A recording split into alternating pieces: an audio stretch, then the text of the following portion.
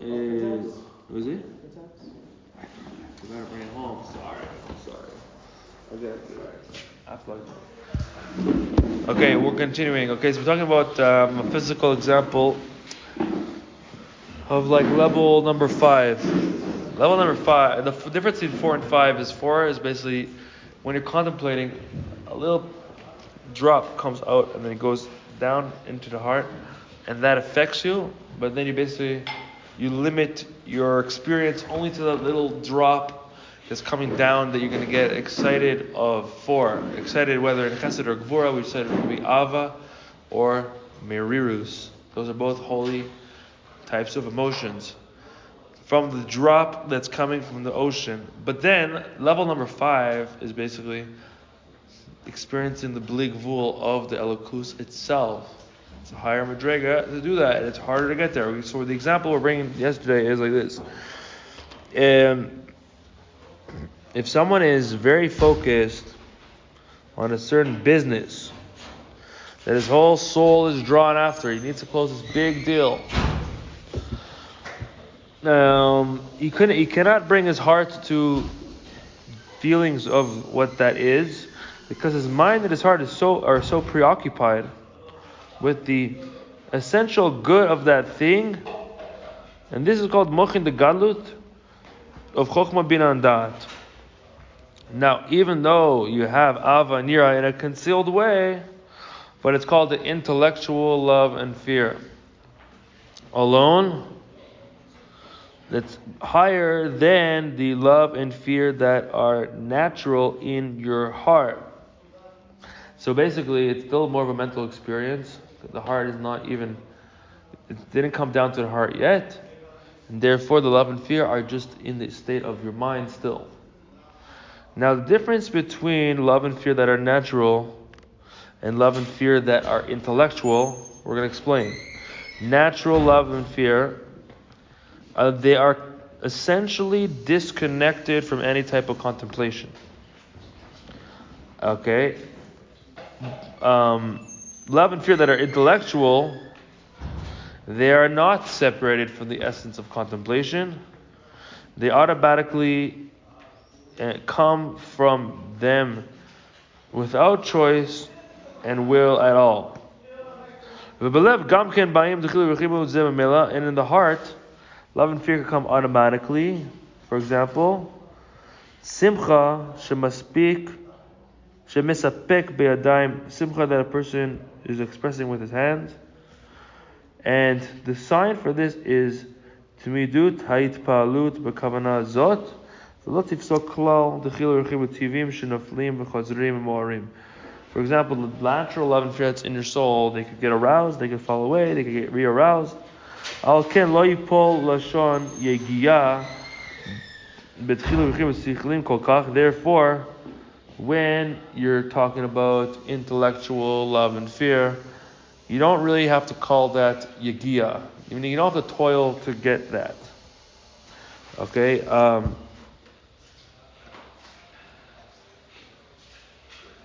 It says in another pasuk, Elokim al titemilach, lamani zemecha kavod, nehora tata, kari tadir dalamevin. So, or tachton, which is this God light that's mitzumtzam, gets called out always. So therefore, kasher adam nimtza b'madrigat mochin degalut. If a person's in mochin degalut, he's very focused on something and he's very excited about it in his mind.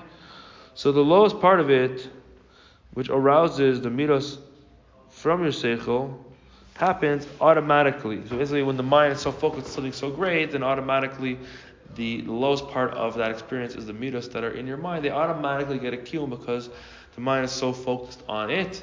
And therefore, you don't have to toil in order for that to happen. It's an automatic experience. Once you're so involved in something intellectually, all of a sudden you're excited about it in a more intellectual way. A little bit goes into the heart, but there's no toil because it's an automatic thing.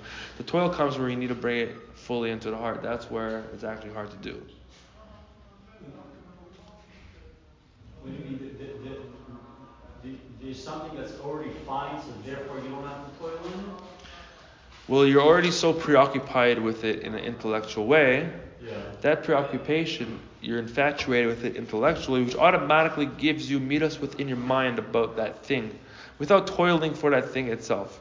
So what about when it says about, I don't remember exactly what it says about David Melech, his eyes would see something, but his feet would bring him to the base medrash? It says Amdot Hayur Glenu. It says that when he was walking somewhere else and his feet would bring to the base midrash because he was so used to going to the base midrash. So, like, what would be that concept then? What is that? How does that represent here? Meaning that ingrained in the soul. Bechukotai talechu. But from which aspect? Because if he's being distracted, I don't think it says eyes were walking somewhere. I don't think it says that. So Gemara Makos. It's a Makos Daf Yud talks about it. Amdot Teruglenu. It says Amdot Teruglenu b'Yisrael Yerushalayim. Amdot Teruglenu b'Yisrael Yerushalayim. It says his legs would walk him out. I think he would wake up and his legs would walk him to the basement, so we didn't even realize that he's going. Yeah. What does it mean, the legs? The legs means the Gashmiyu. And the Rosh is the Ruchaniyu. Okay. So his legs now are Meshuabad. He Meshuabad. Yeah, it's Machniya. Yeah, the Machniya. Gashmiyu to the Ruchaniyu.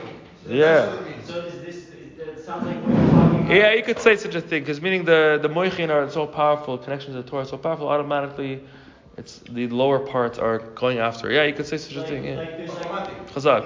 a thing that what you think about during the day starts to come into your dreams. So if you're, That's why the halacha is if you think about Torah in the bathroom, but it wasn't on purpose, then you're patur. Because a Talmid Chacham is thinking about Torah, so automatically it's coming out on his thoughts. But if you think about the essence of Hashem, it's mutar. It's according to one day in the bathroom, because there's no unika of just Hashem's essence itself. It's interesting. That's the only thing. But there's the running, returning. Yeah, just like without details, just like that's it. What? No, but it says like the running and returning in the lofty places, there you are God, and in the lowest places, there you are God. Yeah. Okay, so here means you're so tarud and you're moichin for something, so automatically you're excited about it, but that excitement is more of an intellectual excitement. It's like when you're learning something for so long and you're excited to talk about it because you're just like learning it. But it doesn't mean it's necessarily hispaalus in your lev and simcha and like dancing and stuff like that. Okay, so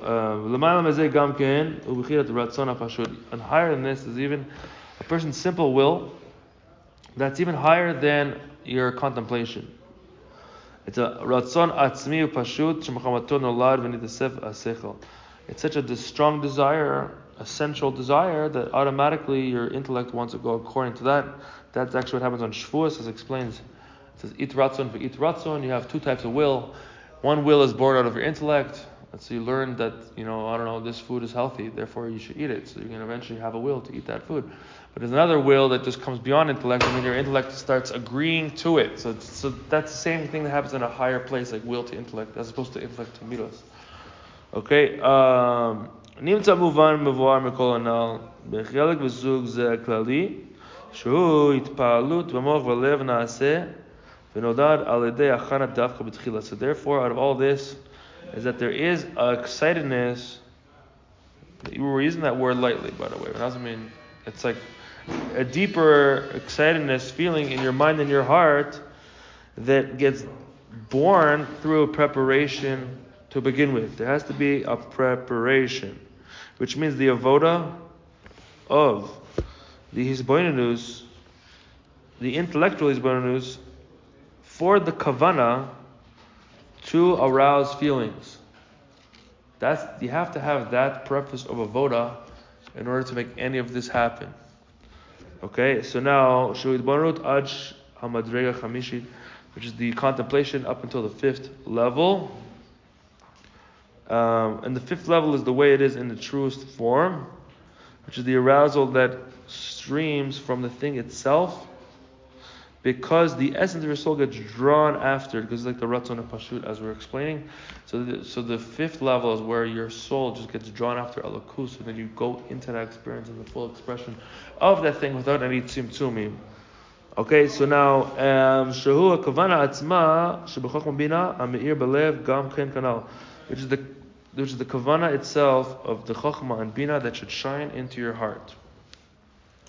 So now hina hamadrega alef anal mesheino chafetz rak beit palut. The first level is I want to feel excited, biltid, but without contemplating about God at all. This is close to what we call the esh zara, the foreign fire that is not even in the esh of Hashem, and it's not in the 5 levels.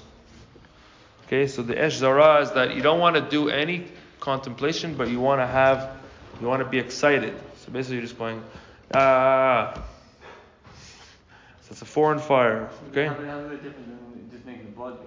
It's the same thing. Yeah. We're saying it's the same thing, because you're not doing any preparation to actually create a chana for it. Okay, because after that, the 5 levels are connected the nar and chai, nefesh nechshama, chai echira.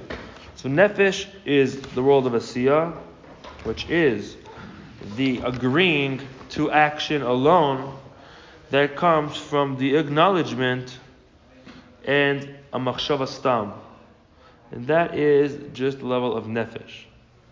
The ruach, second level, there's more life force, and this is the machshava tova, as it says that Hashem is mitzaref to ma'aseh. That's the ruach, as it says in the pasuk tochen ruchot. Okay, what does that mean?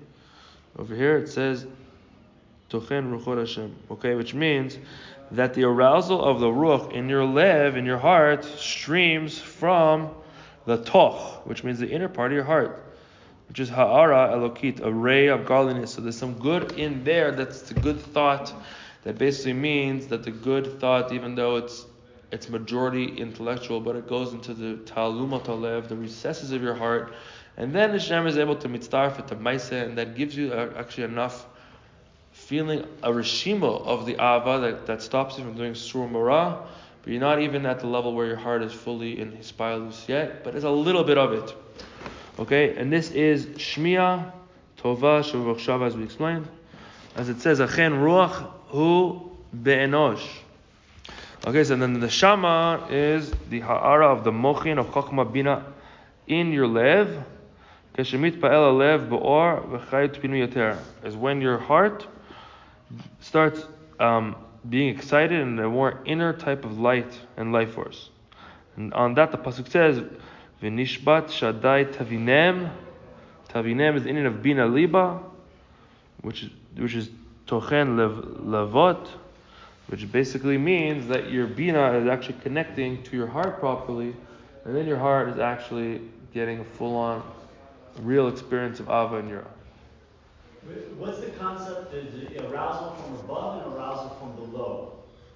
Yeah. Because in this case, it sounds like it's an arousal from below, but what's But tefillah itself is arousal from above, because it says the time of tefillah is the time of moichin the gadlus. Like there's a light that shines that gives you the ability to do it, but you have to do your part.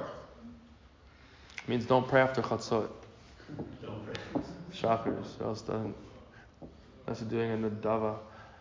Or you're having in mind it's a mincha, and then you make up the shachars afterwards. Okay. So there's one process of activating the thing in the chokhmah that goes into the bina. You spend time on the thing that's in the chokhmah to make it go in the bina. And there's a separate process of getting it to go from there to the heart. Well, I think we focus on the bina, which means you focus on the details, and then that automatically, I guess, it unites it with the chokhmah, which draws it down to your heart. When you say that the pa'ula of the chokhmah is that it makes this little spark in your heart, maybe there's some reshima, but you don't actually feel anything consciously from it. And as it flushes out with the bina, so too, like it correspondingly flushes out in the heart. It could be that's going on, but I think Spiritual plumbing. yeah, but I think it's the bina has a special connection to the heart. So bina liba. So that means with the bina itself, it has a special pathway that opens up into the pnimis halev. It's able to mitpal the heart, but it has to be in the right type of. You have to have the right kavana and right avoda to actually do that, the right hachanas to do it. So the nitzitz from the chachma does not even get into the panemias without being. Right, but what you can't really chachma. When you chachma is more about when you're learning, when you make a mechadish something that's new. It comes from some chachma. But I guess.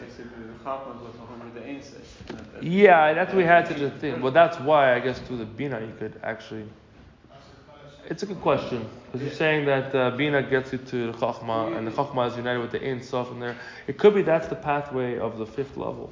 It sounds like you said it could be two ways based on what it says so far. Yeah, it could be a tzarchiyun. It's a good question. Either one being that once you get the chachma, which is like the machshava tov, it's not enough by itself, but it's a start. That plants in the heart the rishima. And then as you eat it, then one of two things happen. As you spend time with this boinus, it's going to be either the spark expands from the center of the heart and it starts to consume the whole heart, and then you actually have this hispaalus that you can feel. Or is it that as you expand the bina with this boinus, this spark actually really goes in, it wasn't even in the heart at all before. But where do you know it's a spark, I'm saying? What's the, I don't think you use the word nitzutz. The nitzutz, I think it happens from the seichel anelam that's mitznutz, and then he comes into the chokhmah. That's when you get a chiddush, right? It's like, okay. I think that could be it. Could be. What is it that makes it into the heart when we do the? Oh, why is it like that? Because there's a pathway for it. Right. It's a pathway from bina to your heart. It's a pathway. What's the machshava tova? Oh, that Hashem is mitzdaref to Maisa? Yeah. Machshava tova is when you can what it says in Tan is interesting. It's like actually a shaila on this. It says that anyone who's not a tzaddik can only do the machshava tova because his naran is only be'ibur inside of him. Therefore, he doesn't have access to his full heart. So all he could do is the machshava tova, which basically means a good thought, which basically means that you're thinking about something and it's somewhat shaykh to you. Right. As opposed to being it's not shaykh for you, then it's a cold thought. That creates a rishima rav, I believe, right? That could create a rishima because it reaches the ta'alumas alev, and therefore the rishima is there in your life. So we don't say nitzut, you say rishima. Yeah. So then the whole level of his bonus is that it fills out the rishima? I guess the fourth level is when it's no longer just the rishima, the talumas alev. Right. It'll be the full out lev, but the fourth level is what you're getting from these bonuses. You're getting a part of it, and that part it's drawing down to your lev to fill it up. And the fifth level is not getting a part of it, it's getting the full thing that you're connected to in elokus, and you're just uniting with that thing in and of itself. That's the fifth. The part that was negated, the inyan of your machshava tova. Well, I guess the fourth level is more than machshava tova. It's actually that his bonus is poel on be'emes, your lev. Right. But what the thing that's poel is only a piece of what you're disappointed on. Right. Whatever you felt that was shayach for you comes down and it affects you, but it affects your full heart. Right. So the question is, how do you do that if your naran is only be'ibur? It seems fairly pushy. You think about a concept like this, and you find where you can feel shayach to it, and you sit on that feeling. I hear you. But it seemed like in Tanya, it implies that it's impossible to do it if it's only be'ibur. Because it says the only thing you could do is a machshava tova because your soul's not an ibur. Okay, fine. So the soul and ibur can do machshava tova. What's that? So soul and ibur can do machshava tova. Yeah, but I'm saying here he's saying fourth and fifth level seems like a shack for everyone, and that's more than machshava tova. It's actually that you could feel a full on hispaalus in your leg. So it could be the answer is that like what we're saying, tefillah is a motion from the galus, and therefore at that time you actually have the full ability to do it. Like it says, because it says even though it's not emes lamito, but it's emes because you could always arouse it at that time. You can be like a tzaddik or a beinoni in tefillah. Yeah, that's why we say Abaya thought he was a beinoni because he was always involved in Torah tefillah. Abaya said, Rava said, who's a beinoni? Kagon ana. For example, I am. So the Tanya explains, how could he think he's a beinoni? Like he probably resurrected dead. You know what I mean? So the answer was that since he's always involved in Torah and tefillah, therefore, his Ava and Yira were revealed all the time. He thought the reason why they revealed it because he's always involved in Torah and Tefillah, that if he would stop for 1 second, it wouldn't be there. Therefore, he mistakenly thought he was a beinoni. You understand?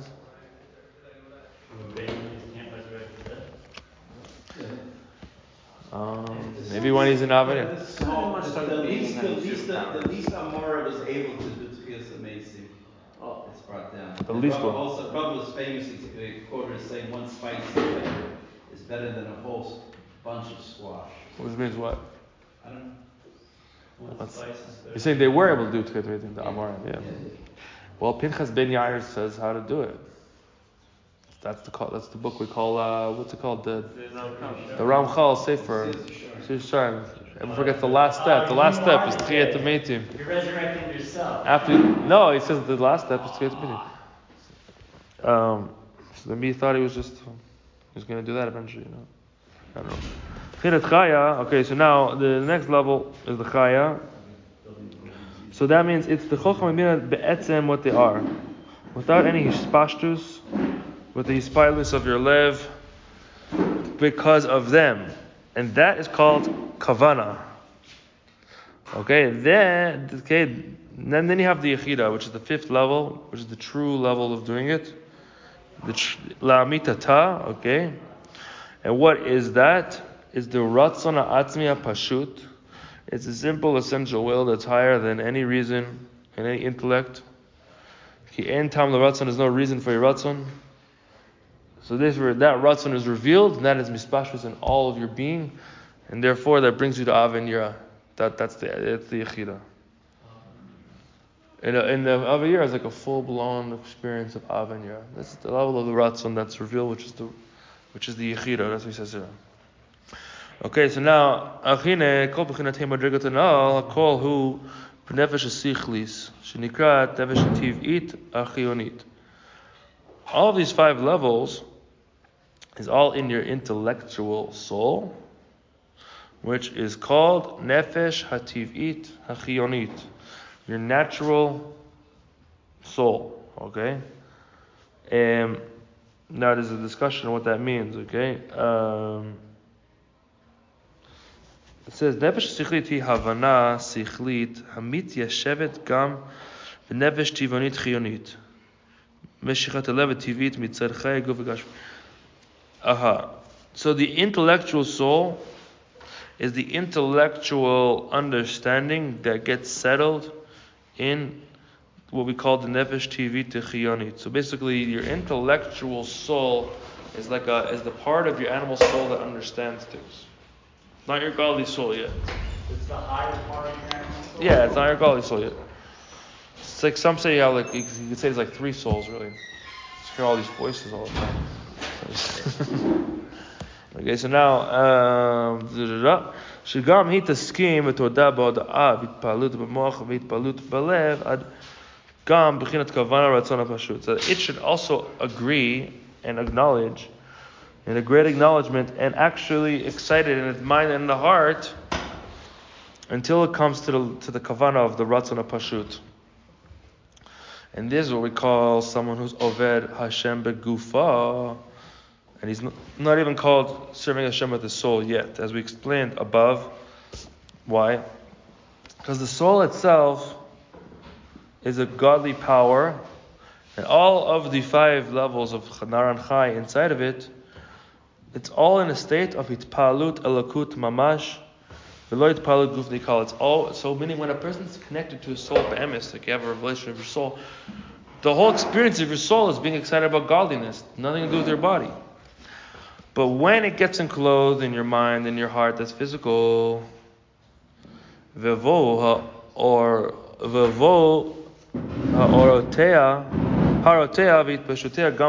and then therefore the rays and the spreading forth of your godly soul will go into your mind and your heart.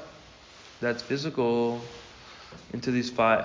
It also goes into 5 levels, and the lowest level is what you feel in your heart, and excited for godliness of your soul. Okay, it's going to explain what we mean by that. Okay.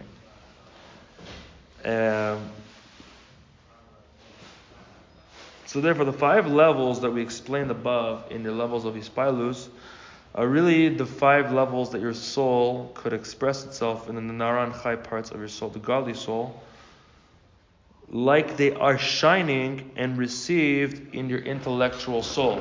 Which basically means, as much as a person makes the intellectual soul a kli for his godly soul, depending on what level he's making it a kli for that, therefore different levels of his godly soul will shine into the intellectual soul that will cause him to have a certain level of the 5 levels of dveikus and that he's experiencing in his av and Hashem. Which basically means the more you make yourself a kli of your intellectual soul, which is the highest part of your animal soul, the more you refine that part, allows more of your godly soul to express, and your godly soul is automatically an expression of these 5 levels in accordance with which one you're letting in, based on how refined you are. That's allowing it to come in. You understand? Okay, like if I have like a series of rooms with a window between each one, and if I clean the windows in between room and room, it's okay, but it's still that I don't get a lot of light in. But I have to clean the first window, the first room, if I'm let any light into any of these. Right, and you'll feel right. Once you clean the light out of the first level, then all of a sudden the nefesh, which is the lowest part of your godly soul, is shining into your intellectual soul, which shines into your animal soul, and therefore, based on that, you feel a love of God in your heart. And make sure there's no trees blocking the sun. That's right. Russ is going to tell you the time, like this clock right here. You see, it's not the right time. Twice a day. But can one clean up their mind if they're still busy with Veras? No. Why not? What do the Veras do?